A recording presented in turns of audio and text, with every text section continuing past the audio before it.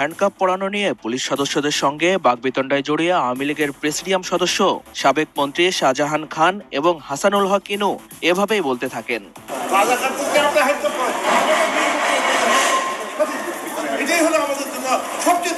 গণহত্যার মামলায় রোববার প্রিজন ভ্যান থেকে নামানোর পর আন্তর্জাতিক অপরাধ ট্রাইব্যুনালের হাজতখানায় নেয়ার সময় এমন এক পরিস্থিতির সৃষ্টি হয়। বিচার কাজ শুরুর আগে ট্রাইব্যুনালে হাজির হওয়ার সময় শাহজাহান খান তার হাতে হ্যান্ডকাপ দেখিয়ে বিচারকদের দৃষ্টি আকর্ষণ করেন। তিনি বলেন, আমি একজন বীর মুক্তিযোদ্ধা, আমাকে হ্যান্ডকাপ পরানো হয়েছে, এটা আমার জন্য অমর্যাদাকর। তার আইনজীবীও এই বিষয়টি আদালতের কাছে তুলে ধরেন। এ সময় ট্রাইব্যুনালের বিচারক কি হয়েছে তা জানতে পুলিশ সদস্যদের ডেকে পাঠান।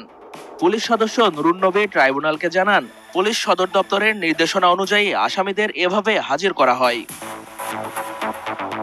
তখন আরেক পুলিশ সদস্য শহীদুল বলেন, প্রিজন ভ্যান থেকে নামার সময় তাদের রাজাকারের বাচ্চা বলা হয় এবং বলা হয় তাদের দেখে নেব। শহীদুল আরো বলেন, হাসানুল হক ইনু পুলিশ সদস্যদের বলেন, তোদের 14 গোষ্ঠী খেয়ে ফেলবো।